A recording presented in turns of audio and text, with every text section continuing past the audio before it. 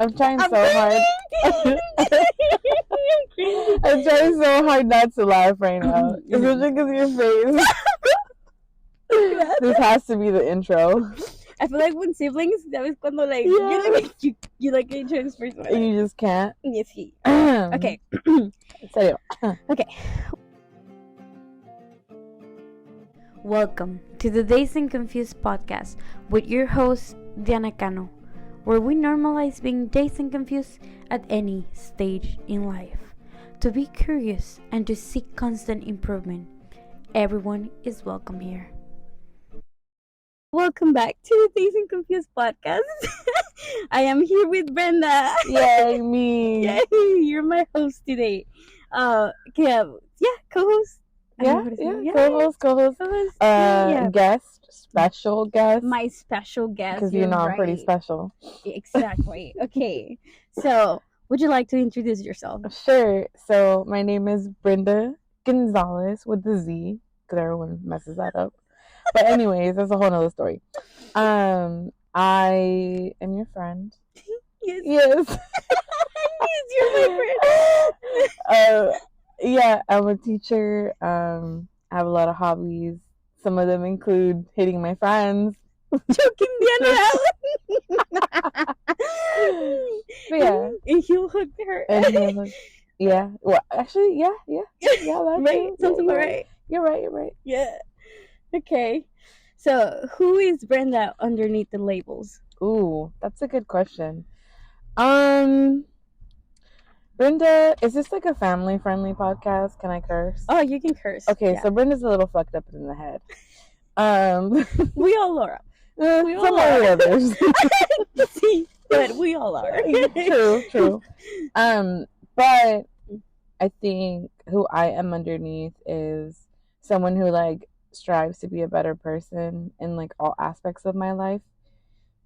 And I'm really hard on myself.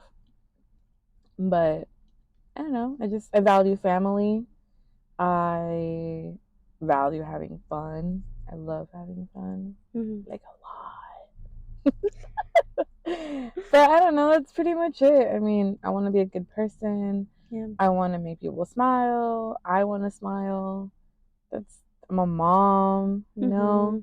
And that means a lot to me. Right, it is. Yeah. It is a huge responsibility. Oh, yeah. Yeah.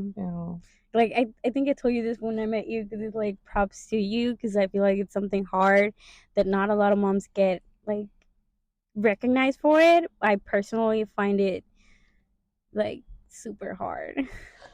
I don't know, I feel like I see what my mom went through, like what other moms go through, you know, in this modern age, and I just feel like it's a lot for one person. It's like it's a lot for one person to handle, and I just feel like props to y'all, because like I can barely with myself. You guys have, like humans depending on you. And I appreciate that. And yeah, it's hard. I think I'm actually really lucky because my kid is really independent and she's smart. She just, she just does her own thing. So I don't really have to work too hard as a parent. But when I see moms with like 2 or more kids, I'm like, you're superwoman. Because that's hard. Like, not only do you have to take care of 1 kid, but then it's like 2. And then they fight. And then what if one, and then they get jealous. And then what if one get hurt? And then what do you do with that? It's like, yeah.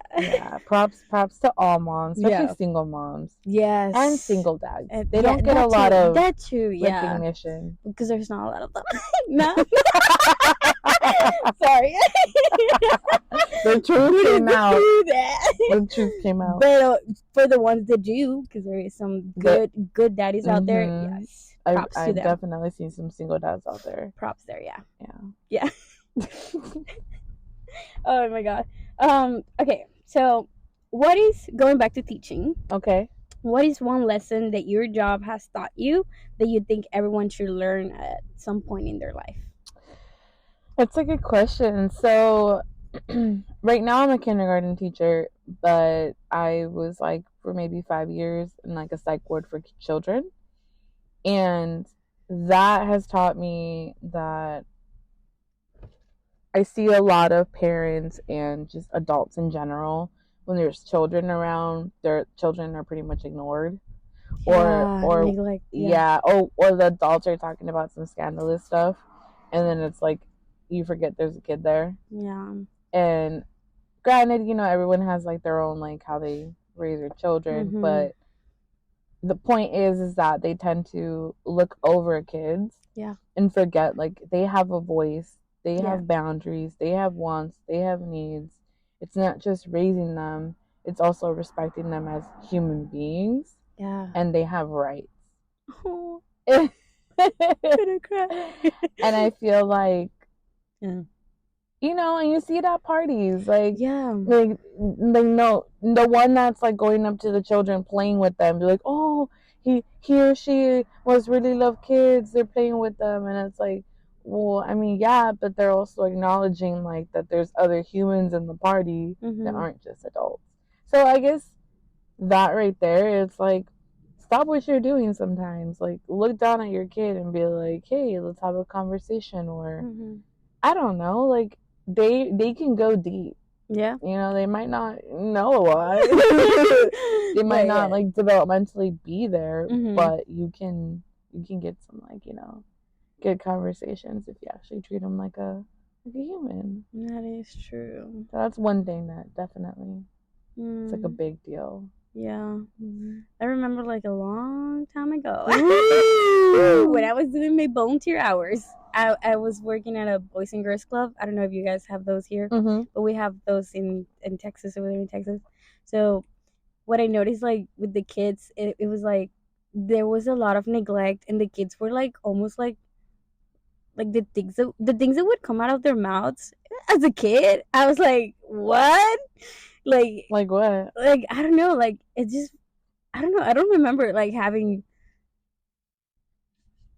stuff like that in my mind when I was a kid. Like, it was almost as like they were tiny adults, like almost too woke, too into like what's happening socially. And it's like, I don't know.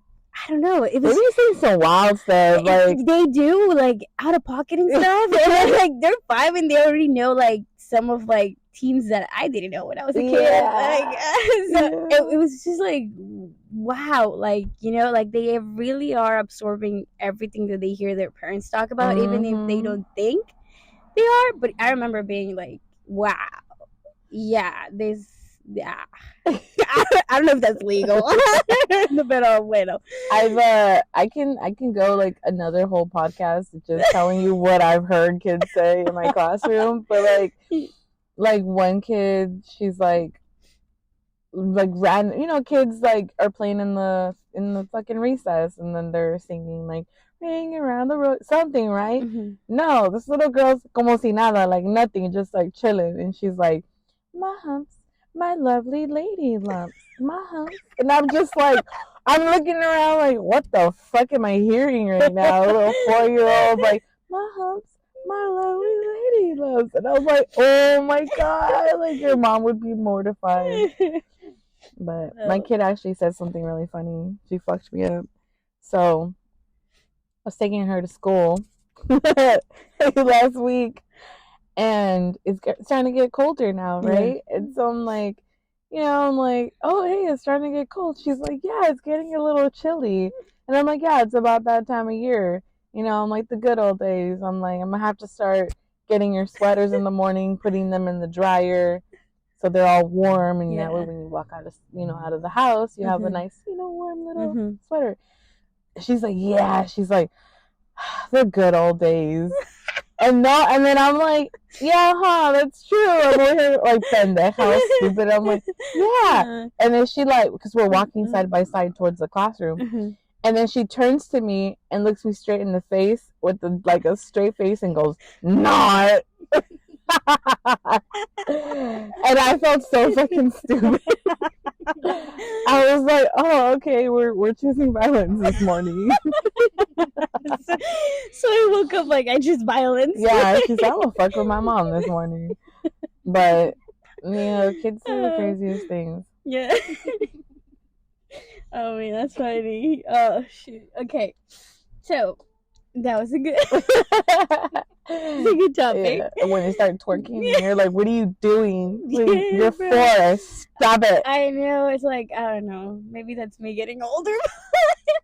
But no, because I remember being like an early bloomer, a little precoz. So it's like ahead of my days. I was 13, I feel like, when I woke up one day just knowing everything. But it's still like preteens, you know? Yeah, I feel like it's still normal. yeah. Like, you know, like, yeah. Like they're not even in like grade school. Exactly. And they're like, you want to see me twerk? No, I don't want to see you That's twerk. the thing. Like, Who taught know you? And then she goes, my mom. Wait, I know. So like, I don't know. But anyways, I don't have a kid yet, so I don't know. Oh, I don't know good what luck. I would do. But did I say yet? I never. I wait. No sé. Anyways. Okay. So, kids, jiu-jitsu. I feel like that's a good like topic of translation. Absolutely. Yeah, we do have kids jiu-jitsu classes for kids. So we do. Right. Shout out to Tempe South Bay. Free promo marketing. You know what's up. So yeah, jiu-jitsu. What got you into jiu-jitsu? So I had just gotten out of a very serious relationship, and I needed an outlet. Yeah. I needed to have something where I was not trying to punch people on the street, which I wasn't. But you know, like this is consensual. And so I have a bunch of friends, and so I asked around like, hey, what do you do to like, relieve stress and whatnot? And a group of my friends, they did jiu-jitsu, and they were like, just come to class. And I was like, okay. So then I went, and then that was a wrap. I liked it. It gave me anxiety, but it like gave me things to work on. Yeah. And I really wanted to work on myself. Yeah. So that's what got me into it, having friends in the community already, me wanting to look for something where I can like relieve stress and like channel like some feelings. Yes. Yeah, I feel that. Yeah. I don't know. I feel like it's such a deep topic. Like, I don't know what to ask. Exactly. I mean, you can ask whatever. I'm an open book. It's okay. Okay. So, did you find it hard at the beginning to, grapple with your demons and plus figuring yourself out in jiu-jitsu and stuff like that? I mean, so I've been doing jiu-jitsu for like 3 years now. I think I'm still dealing with like my jiu-jitsu demons, right? Like, I don't know, like, at least for me, technically you're still working on yourself.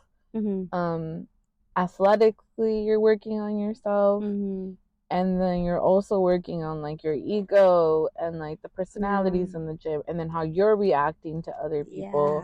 And I feel like all of those things are continuous like ways and like where you can improve in jiu-jitsu. Like it's like a lifestyle, like you have to. And so in the beginning, I think the biggest difference is that before I would go to class, I would have like anxiety, really bad anxiety, like, fuck, I don't want to go.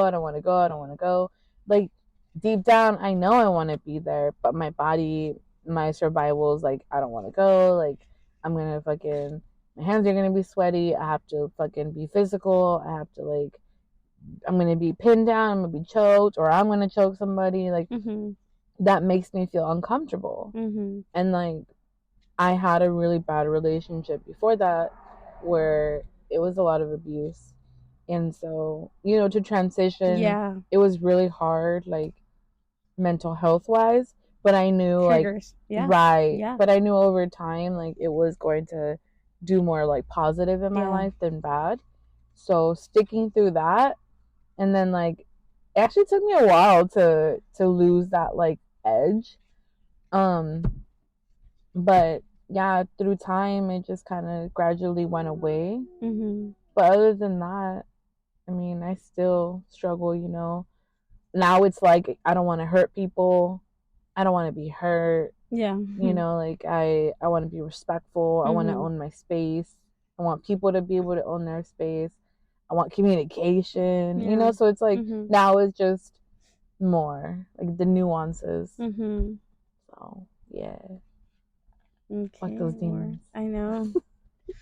I know, but it's interesting to see like how Jiu-Jitsu has brought many different people for many different reasons, you know, together. And I feel like personally, I don't have a bunch of experience in like other gyms, because I kind of feel like this has been it for me.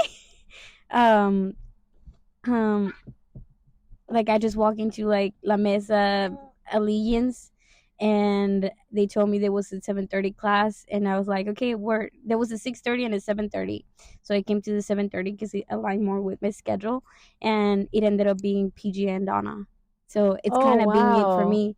The funny thing is that I was avoiding 10 Planet people because like I thought they were hardcore, and I wanted something like suiting in like a small gym, which at the time when I was living in La Mesa, it was like that gym that was like 5 minutes away from my house or apartment. And I feel like, you know, Donna, how she's great, you know, I just feel like latching onto her as a coach, and like, you know, now I have to drive 30 minutes to the gym, but it's worth it to me because I feel like the community that we have, well, like the coaches, how the coaches are, like Alan, Rachel, PJ, they're like super great and understanding of like whatever you're coming from. Like if you tell them, because I know like I have talked to Donna, all see me cry, you know, it's like I feel like they have a notion of like when you come from somewhere like they're able to work with you. I don't know. I don't know many other gyms, like, cause like I say, like this is my experience with 10 Planet South Bay, but it has been like a really great experience to me. Like I don't know. Now that I'm moving away because of the military, it's like I'm kind of scared of like where life will take me, and if I were find something similar to what we have, like I'm kind of scared of like honestly letting go, because like I feel like this is it, but I'm also feel like I'm getting pushed to, you know, to like, I mean, you're hopeful. I hope, you know, it's scary, but it makes sense because I started at another gym, and my coach moved. I think it was maybe like fall of 2022, and so everyone kind of just stopped.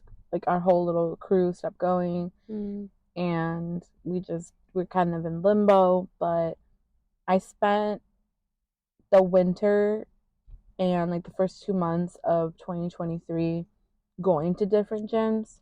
So I probably went to like 10 different gyms in San Diego, and I've got to experience what's out there. And one of the people that was in my little group, it was like, hey, come to South Bay, you know, like check it out here. They don't have their own gym yet, but you know, come check it out. And same class that you went to. And I was like, okay, cool. I went, and instantly I was like, yes. Because it's more than just the welcoming. It's the quality of the training. It's the structure of classes. It's the atmosphere, you know, like that, all of that plays like a huge role in just the quality of like your gym experience. And 100%, like what they have here in South Bay is like top tier. In terms of like atmosphere and education, like jiu-jitsu knowledge. It's just like it's not easy to find that. And it's not easy to find, I feel like, something so branded be more personal and not so corporate. True. If that makes sense. You know? Totally. Like, it doesn't feel like I'm walking into like just another Tempe. Well, no, I don't want to say that because that's not true. But just another franchise. Just another franchise, you know, that it's like, oh, you know that it's a transaction. Yeah. Versus here, like, yeah, I pay you, but I know that I'm getting something out of it. I'm getting quality out of it. Yeah. So I know what you mean. I'm like, my advice would just be, you're gonna have to shop around. You're gonna have to expose yourself until you find something that clicks. True. Let's talk about that. Let's not talk about that. I was like, you're gonna cry. Okay, so tell me about 3 of the most influential people in your life. Oof. And how they have impacted you. Definitely number 1 is my grandma. She raised me for pretty much my whole life. She old school Mexican, like stay at home mom, loves you unconditionally. I think her loving me unconditionally and showing me affection, it definitely helped shape like the way I give love. And just it always sticks with me with her. You know how like los hermanos, the brothers and sisters, they get jealous. Yeah. And they're like, oh, do you love her more than me? Blah blah blah blah blah, right? But my mom, oh my tummy. But my mom was always like, love is infinite. Love is for everyone. And so I was never jealous or anything. And I don't feel like we should be in the world because love is fucking huge. Like just because I give my love to you doesn't mean I can't give it to someone else. And it's like, I love that. So that's what that influences me a lot. It's like the love is for everyone. It goes around. Yeah, so definitely my mom, aka my grandma. The second person to influence my life, like growing up or in general? In general, I mean, like for sure, my kid. My kid influences me. She's definitely anchored me and brought like focus to my life. Because I would consider myself like a nomad. Like I like to move around, like to different states, different cities. Like I'm just like, I lived in New York City for a while. I lived in Santa Cruz. I lived in Mexico. Like, cool, yeah, like I like that. But when I got pregnant, like you want stability for your child. So she basically anchored me, and I don't think it's a bad thing. I think it gave me more structure, and like I wouldn't have the relationships and the experience as a mom to build off of that if it wasn't for her. Well, if it wasn't for me, because I had to make her. Exactly. But she's great. Great. I think the third person, and this is kind of weird because it's not a good person, but definitely that particular individual had a very like unhealthy relationship with, and through all the abuse and everything, it's taught me a really important lesson. I love that you mentioned that because like I understand the duality of having conflicting feelings, like that I don't like to categorize like neither good or bad. So I love that you mentioned it and you're able to like give space to him because it's like regardless of what happened and how much like whatever pain caused me, it's like it has taught me something. Right. I feel like it has shaped me. So it's like I do not resent. Well, I don't know about you, but right, like. So I know what you mean. Yeah. And like so the way I've come to think about it is, how they're like, what doesn't break you makes you stronger. Yeah. And like, that's basically what we're saying, but that's a stupid ass phrase. Yes. The real thing, for me at least, is like, through struggle, through, in our case, abuse. Yeah. Through conflict, like, we're getting challenged, we're getting pushed, we're getting molded, and then how we react and overcome it shapes us. Exactly. And it does make us stronger. Yeah. And so I started viewing things that happened that were on like the extremely bad end of things as blessings, ironically, because they were giving me opportunities to challenge myself and grow as a human and as a person. And I think that's beautiful. So I don't say, oh, I wish that never happened to me, or I wish, I've never met him.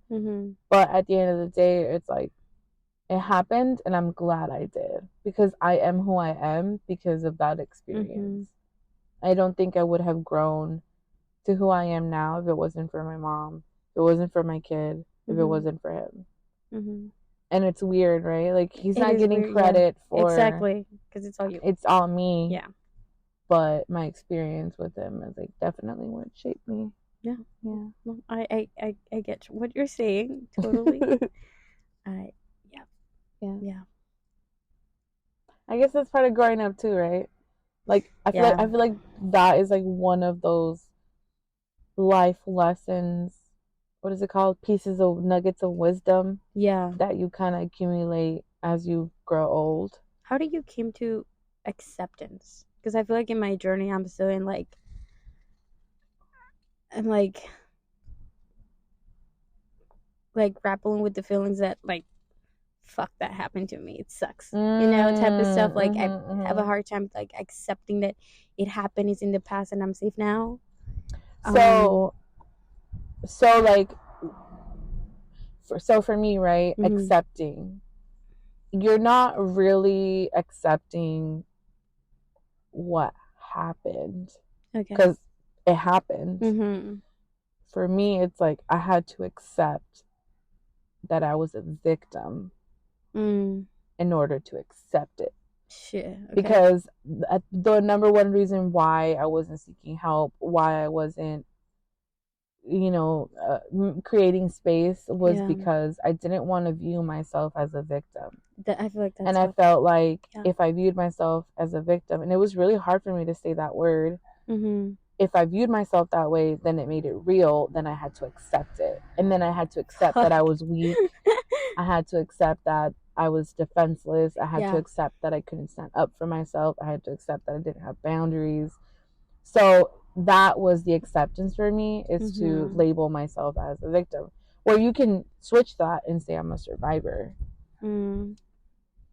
But yeah, that's how I accepted it, is figuring out what is that one word or what is that one thing that's stopping you from accepting it. Like, what is it? And for me, it was viewing myself as a victim, because we're Mexican, we're fucking macho still, even though we're women, we're strong. Oh no, blah blah blah blah. But like, to humble yourself and look at yourself objectively and be like, you know what, I was a victim of domestic violence. And then once I accepted that, everything else just, then I opened up space to work on the other things. I don't know if that like resonates with you at all. Yeah, I feel like for me it comes like in childhood stuff, like kind of with my parents, because like I feel like they would never allow me to say that I'm a victim, because like I live a really good life. I had never, like, I never saw struggle growing up, but I don't feel like it's bullshit. Sorry. No, I agree. It's like I love them, but I know that they did hurt me, like whenever they disciplined me. Was it like they like hit you a lot? Yes. Okay. Yeah. With the belt. It's abuse. So I know, like in Jiu-Jitsu, like it has been like, I've noticed like at the beginning at least, like, well, no, todavía, because it's like I freeze. That's like my trauma response. Like I freeze and I don't do anything. I think that's normal though. I think it's normal because to people freeze. like yeah, I guess yes, but I feel like there's people that they're fight. Yeah, they're like fight or scrappy. Fight. Yeah, we talk about like some cool white belts that we're not gonna name, but they don't know what they're doing, but they're doing it with conviction. They're it's like scrappy. Exactly. Yeah, it's yeah. And they're doing it, and I'm like I don't know if it's like jealous would be a good word to put it, but I feel like I wish that was my trauma response, because like I feel like, and I know where it comes from, where like I was trained to not defend myself. So like really quick, so like jealousy, right? It's like, I don't think so. I think you actually admire them, and you're upset with yourself because you cannot do that. So I feel like there's, you know what I mean? Yes. Like dig a little deeper. Yes. I feel like what do you really? What is it really causing you to feel? I feel like that's exactly it. I also think, I mean, I have similar thoughts, and I think maybe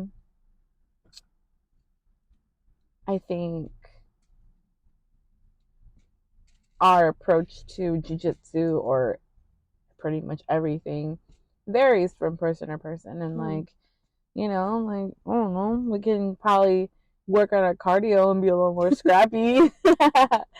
Or maybe we're just a little slower to work, you know? I don't know. But I feel you. I feel you. I didn't mean to cut you off. No, I love it. I love it. Jiu-jitsu. Jiu-jitsu. It's so fun. It exposes so much. Yes. I love it. I love when Donna said that it's exposure therapy because it has been for me at least. That's good. It makes me feel like naked. Like everyone can see everything, you know, and like, oh shit, never thought about when that. we freeze, Never thought about that. No one really cares at the same time. No, of course, right? They're not like, oh, look at that. Look at that. She froze. But I guess, yeah. People feel that because it's like, when's the choke coming on? Bitch? Yeah. I'm like, I don't know what to do. You're waiting. You're like, exactly. I'm like, did we stop? Right? Oh my god, that's all I know. Okay. So, do you remember your mid-20s? Being in your mid-20s? I mean, yeah. Yeah. I know it's like a little bit weird question. Like the worst time of my life. But yeah, that's how this podcast was born. So every person that I bring into the podcast, I'm like, okay, this is a question. If there's a team, this is it. It's like it was born out of a mid-20s crisis.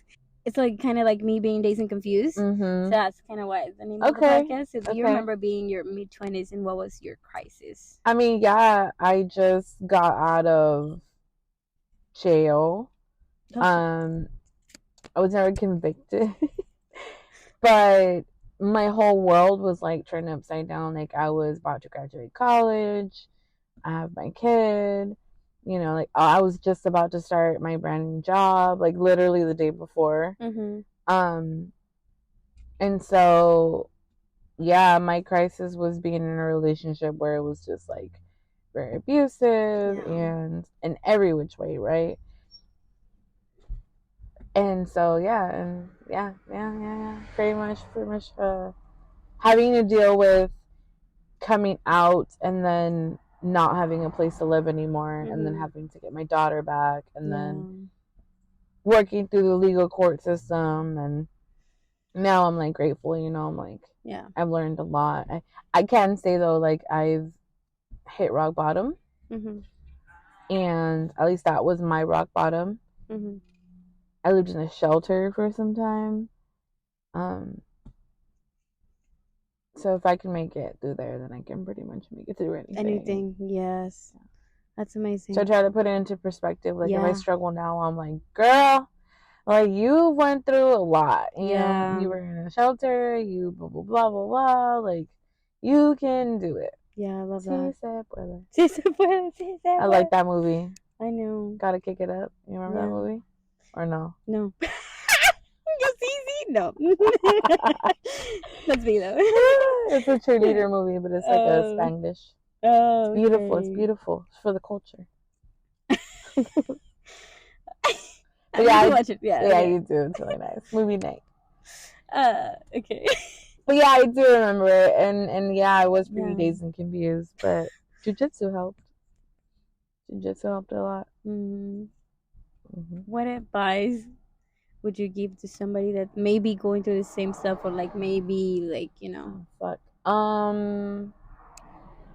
So my advice would be, if you feel trapped, if you feel like you can't go anywhere, they're always gonna say start with like an escape plan. Like that's fine and dandy, but what helped me is like I was already trying to be a better person while I was in that relationship. So as I was working on myself, I was realizing that there was somebody else who was working against me. And they didn't want to work on themselves. So honestly, the best remedy to remove yourself from any like negative energy or people or situations is to literally just keep working on being a better you. That's like a natural organic repellent to everything that's not right in your life, because it'll get exposed. Yeah. And then you'll start looking at things from a different perspective. Like, oh shit, like, I'm trying to do this. I'm like, but homeboy's not doing it. Like, he's kind of not a cool person, you know? Yeah. Or like my friend's not being very nice. Like, she's kind of shitty. Like, what the fuck? Yeah. That's my advice, is just try to be a better you, because eventually you'll realize, like, I deserve more. Yeah. I deserve better. I'll write myself. I love that. Thank you for having me. No, thank you for coming. Thank you so much for giving me the time and space, and for, allowing me to take you to this Batman memory lane. Yeah. But, okay, I've been in therapy for years. we learn. And we're gonna end it with what doesn't kill you make you strong. Really? The song, yeah. What doesn't kill you make you strong. Yeah, see, no, I can't do it. It's just like, it feels like, it's one of those things that I have to do now. Okay. We have to end it like that. Okay. Thank you for coming, Brenda. Thanks.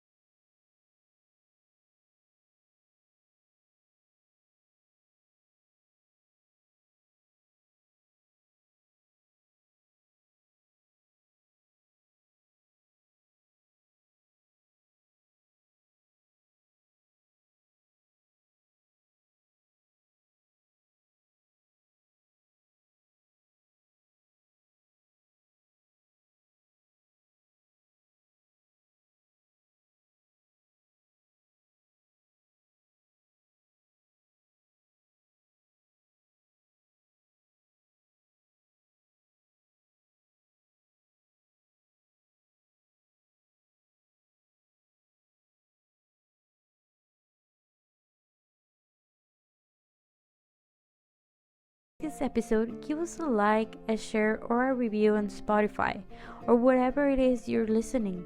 Make sure to subscribe to the show in iTunes or Spotify so you'll never miss a show. If you'd simply like to tell a friend about the show, that will help us out too. If you share on Instagram, don't forget to tag me. I love to see your thoughts and insight. Have a wonderful week. Sending you energetic strength your way, no matter what you're going through. I believe in you, so fight back.